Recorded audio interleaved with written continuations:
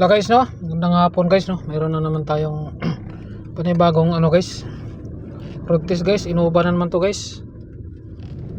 Modelo na inuuba na naman. Yan, oh. Yan yung ano ng customer, oh. PMS, may tumutunog sa harapan. Pero yung ni-road test ko sa pangilalim sa under chassis, walang tumutunog. Meron akong narinig sa makina, may parang lumalagotok siya. Pero mahina lang, pero ramdam dito sa loob kahit nasa loob ka.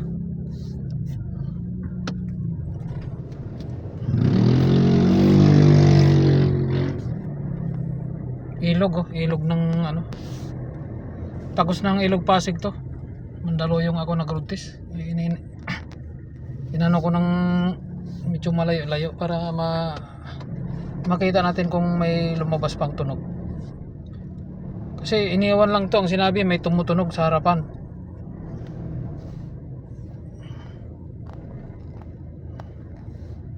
Pag nakahinto siya, pag nakaminor siya, doon mo maririnig yung lagutok ng mahina.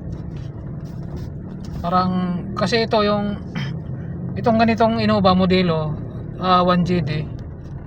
Yung alternator kasi nito, clutch sa ano to, clutch bearing ang ano nito, clutch sa bearing, yung bearing ng alternator. Ito madalas na rin kaming nakakapalit nito.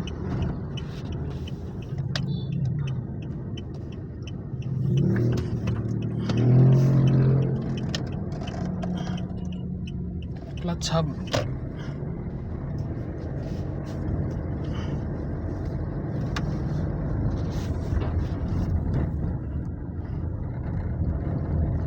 Malapit na ako sa munisipyo ng Mandaluyong.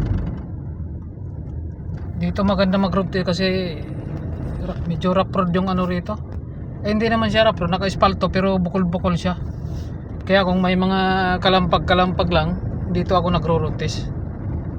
Pangilalim, may mga kalampag sa pangilalim. Dito ako nagro-road test kasi maririnig mo na agad eh. Bukol-bukol yung espalto eh. Sa ngayon wala akong narinig sa ano, sa under chassis na may kalampag siya.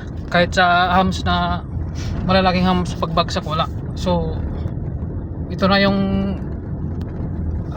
inaano ng customer, yung sa ano pag nakahinto siya. Parang may lumalagoklok sa andar. Bearing to, bearing ng alternator ito. Ganyan yung madalas na tunog sa clutch bearing ng alternator eh, panglabas eh. Pulley, sa may pulley ng alternator bearing.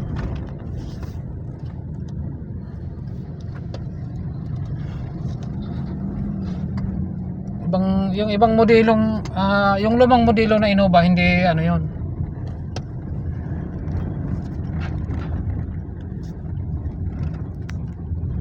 Yung pulley ng alternator, yung bearing niya hindi clutch. Ito may play ang ano nito, talagang sadya siyang may play. May play yung ano niya. May play yung pinaka bearing niya.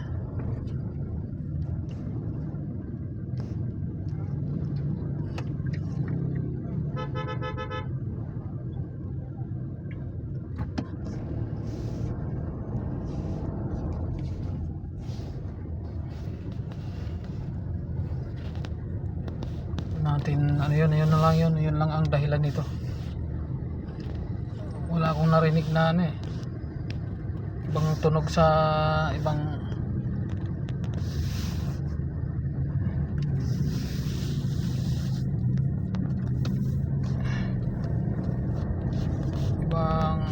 parte ng makina or under chassis.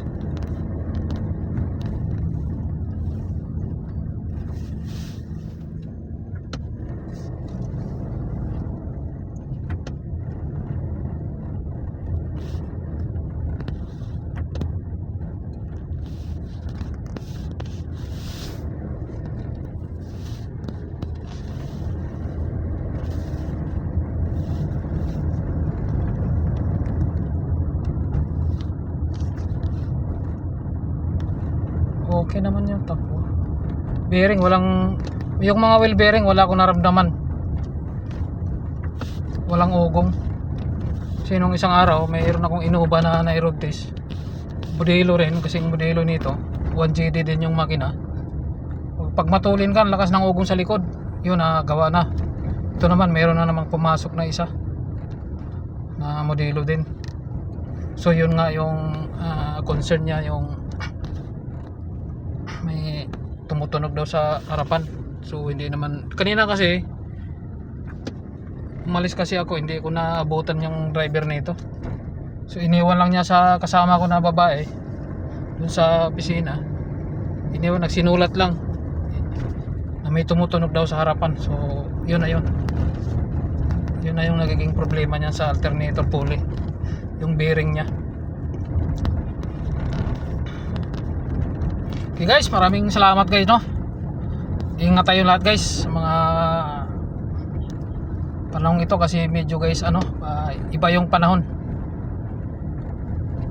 Thank you.